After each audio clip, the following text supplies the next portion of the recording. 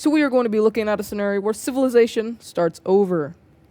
We are on episode 48 48 2/3. It's a weird way to put it. But in the last episode, we looked at the peace treaty of Europe, and if you could see, capitals aren't in all of these countries yet. I will put them in eventually.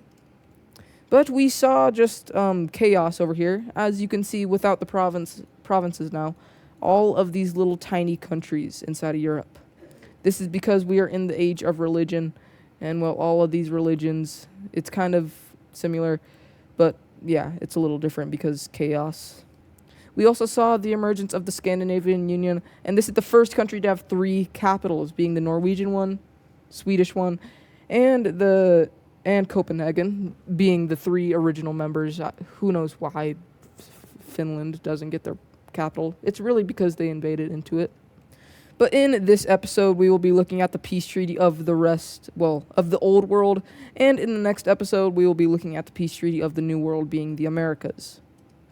Anyways, if you guys enjoy this type of content, make sure to like and subscribe. I would love it if you would. If you're not, then what are you doing? Anyways, let's go ahead and get into this episode.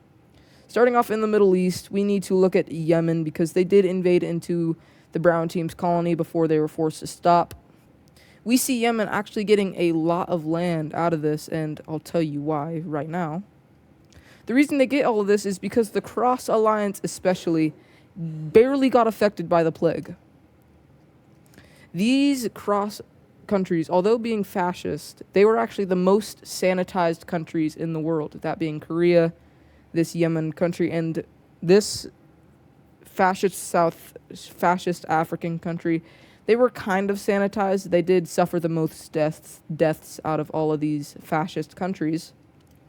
But the fascist countries actually still have a pretty good military. So, the European powers and the Triangle Alliance gave Yemen, and they're actually going to give all of these guys a lot more land than they should get to please them and not, have them attack and start eating everyone. But Yemen is very happy about this, and this poor country right here is about to get eaten.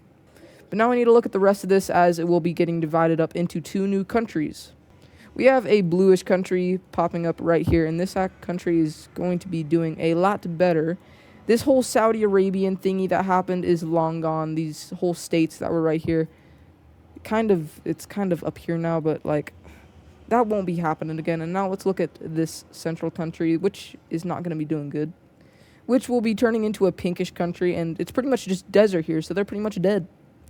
I did see some people ask why the provinces in this area are so small, and that's kind of my bad. I kind of just disregarded this whole deserty area. But I did count that over here, that's why the provinces are a lot bigger in Africa. But let's just say that the countries of this area kept their provinces small just because. Yeah, just because. The capitals of these 2, the pink one, it will be going right there. And the blue one, it will be going there. Be very careful, though, because your capital is on the border of Yemen. So you could have just screwed yourself. But that is the Arabian peace treaty. That is really it. Now let's go ahead and go over to Central Asia. During the plague, we saw this country right here, this yellow one and this orange one up here, all fall apart. And this is very good for this blue one, who can connect up their land, and for pretty much all the surrounding countries. So let's go ahead and look at a peace treaty. We have the blue team laying claim to all of these, and that's going to kind of be a douchey move. And it's going to make this country, the strongest one, and this green one kind of mad, but the green one is just going to snag this before it can make itself into its own country. And I say that because the religion in these areas is different. Especially in this area, which is owned by the blue team, it's different. But here is where I bring to you a kind of plot twist. We have the entrance of our 4th fascist nation into the world, and it's being introduced in a peace treaty. But yes, this blue one right here is a fascist nation. That is why they claimed so much land, and if we want to look at the religion map, we have these new areas that they just got being kind of smushed down, and this is the fascism getting into these areas. And this whole purple area, gone. This blue fascist country is working very quickly. And fascism is a kind of norm in the world right now. But these guys, like in the Cross Alliance, is like on crack doing it. They are doing it very quickly, as you can tell. Yeah. All this orange religion is also gone. So, be on the lookout for them. Although they aren't the strongest area in this area. They are a foe. And actually, they're actually going into this kind of Persian religion area. So this Persian Union might get in on that. But now we need to look at the division of this country, which will be a lot more fair. There are no provinces in this area, unfortunately, so I'm going to have to just make borders up, which is a lot harder. I mean, it is easier, I guess, so never mind. We have the Persian Union getting this and this green country getting this. And before anyone's going to even take a nibble of this, the blue team lays claim to us, lays claim to all this, and everyone around them is, like, about to start pew-pewing this boy. But they can't really do that because no military is really in this area. It's a lot less bad in Asia, but in Europe, like, almost no one has a military. The exceptions, I'd say, is the Scandinavian Union, Wales, and that's really it. And that is because they were kind of limited from it, and they had better hygiene and sanitation than the rest of Europe. Persia does have a military, but they shouldn't use it. And that is why the blue team is snagging these territories, is because they know no one's going to use their military. But anyways, that is the peace treaty of this area, and it's about to go down. But at least the borders aren't as bad anymore, so I guess that's a plus. Going over to India, I completely forgot about this region, and I'm sorry for that. Also, there's no daily Sri Lanka update because, sorry. But India and, well, both of these areas, both declared their independence away. I just didn't color it, and my bad. Again, sorry. If we look at the religion map, this is purple. And if you remember back in the old days, purple India was a thing, and then they had that civil war, which transformed it. But this whole area is, well, at least the brown team area, is going to unite underneath one area, and that will be the purple religion. I'm going to be coloring them purple. This area is very unstable, but I am also going to change the color of this Myanmar nation because they just won't be as important as this guy. And I'm actually just going to change their color entirely to pink. But there is India. Like I said, it's very unstable right now. Also, I just learned what to call someone for Cyprus is. It's a Cypriot. So I will now be calling these guys, instead of Cyprusinians, Cypriots. The Cypriot Empire. But anyways, we have Pakistan being released under a new nation. There will be this light green color, and I will be changing these colors. These aren't final. This is just a rough draft of what they will be, because Pakistan will be a green color, and India will be a purple color. Both of these areas are unstable, so just be reminded of that. And they're going to have their capital right here. And India is going to have their capital there. Anyways, there was the Indian peace treaty, and to be honest, I'm just going to add this area up here over to it. And the reason for that is time. I don't want this video to be long. Like I said, these areas are unstable. This area right here is going to be getting absorbed by the purple country right here. And this means I will change the color of India. I'm not having two purple nations right next to each other. So just know that. This nation right here will get absorbed by the red team that is right here. So there's there. And the Siberians will be taking over this. And yeah. I also am probably going to be changing the color of this country as well to make it different from Ada's Pro Series. So, yeah, be on the lookout for that. Now let's look at the Korean peace treaty, and this one is going to be big. Korea will be getting these lands off of China. This is really all they really wanted. And now we need to look and see what Korea is going to do with this land up here. Korea annexes all these lands, and while the rest of this is actually going to be taken by this kind of bluish team. And Korea is kind of mad about this. It's not like they were going to take the land, but they were going to make a puppet state out of it, actually. But then these guys kind of occupied it. And although Korea does have the most stable military in the world, it's not smart to send it out right now because they still face deaths. So they didn't do anything about it. It's just a big thing. So be expecting revenge.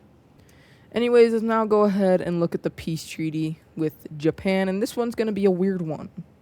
So we have Korea taking over this island. If I can click on the right layer and color in the right thing.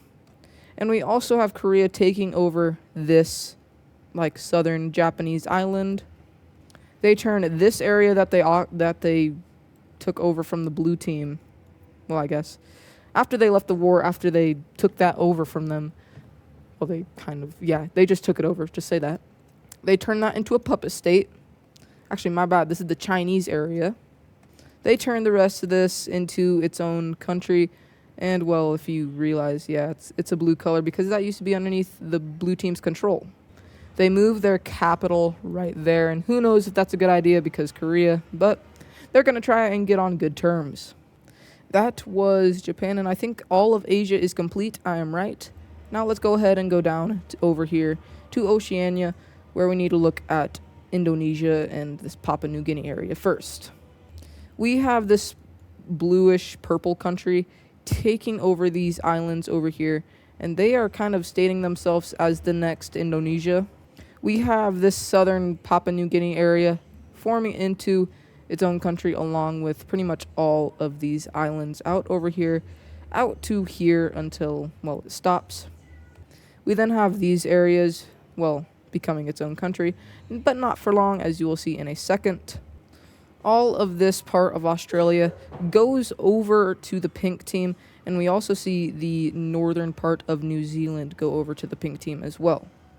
The rest of this is going to try and form underneath its own nation, but it is very unstable at the moment, and, well, it might not last long. But there is Australia. Let's go ahead and give these new countries capitals.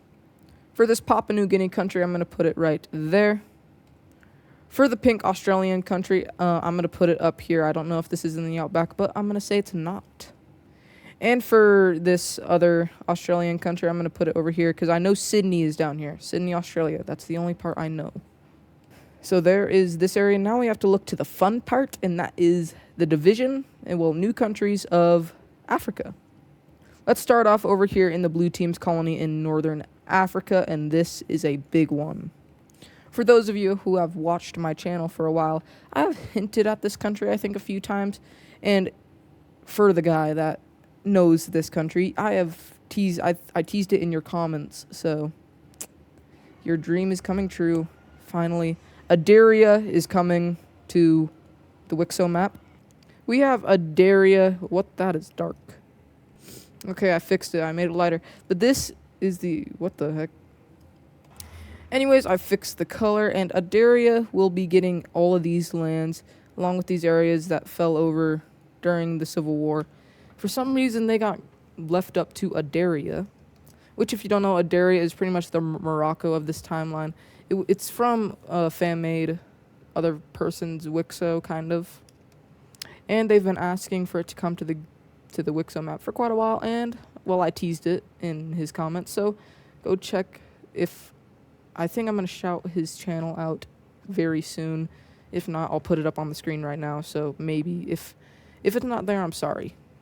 But anyways, moving on over here. Over here, we pretty much have like a reddish Tunisian, southern Tunisian-ish country being born right here. And, well, this country is pretty dang rich, and it has actually a lot of population inside of it for it being a pretty small country. We now pretty much have Carthage. I'm not bringing the African country back, so if you expected to see that country back, I am sorry, but it won't be coming back.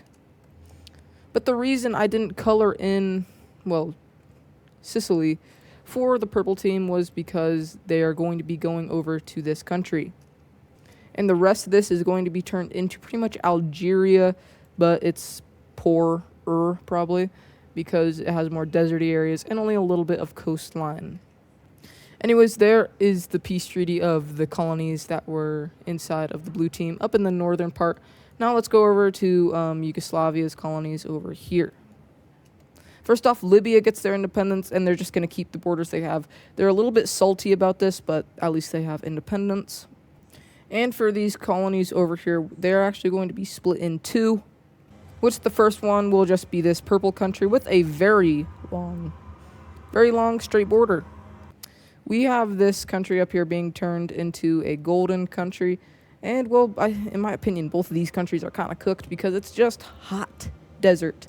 Although I'd say this one is less cooked because they actually have a major city. They have more population than this one, so this one's kind of cooked. But now let's go over to Egypt, and they will be getting pretty much all of these provinces out here. And they will be getting all of these provinces, and Israel is kind of mad about this, but they are going to be getting this big province right here, so I guess they're fine with it, I guess. But Egypt has expanded quite a bit now, and, well, although these areas aren't super populated, and they aren't super, useful, they got land, and now their goal is to take over this area up here and pretty much reunite all Egyptian religion-speaking people. But they can't do that yet, and that's pretty much all of northern Africa.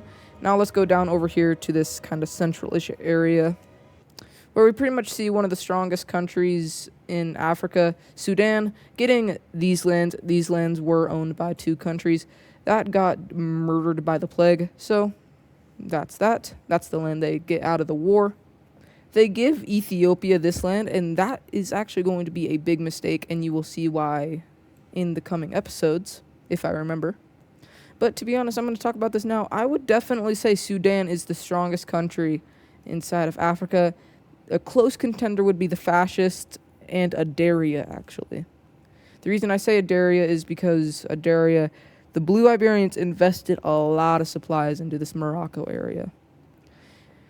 You could also say Nigeria or Libya would be up there as well. Nigeria is probably the most populated country in Africa. The only one that would be close is this red team up here, and this one right here, as well as Adaria. But, yeah, I would definitely say Nigeria is the most populated. Tanzania, or just the green team, is going to get those lands just for being there. Yeah, hi, Tanzania. These lands get granted over to this team who kind of took a beating inside of World War III. The rest of this is going to be made into kind of a cyanish country. And so far, Africa is looking pretty dang good. Now let's look at the gray team, and the same philosophy will be shared with Yemen and Korea, where they will get extra land because they have, I would definitely say they have the best army in Africa right now. They aren't the strongest, but they have the best army because they have better they sanitize more than the other ones. First off, we see this, fascist African country getting all of Madagascar. That is just amazing because now all of Madagascar is underneath the control of the fascists. And now let's see how much land they get out of this. I think Africa might die. Well, the fascist team is pulling off a Democratic Republic of the Congo, and they abused their power to pretty much get half of this land. They didn't even invade this, and they still got it. That's how you know that the fascists are coming for you. And that's not even everything. The fascists are also getting this land right here.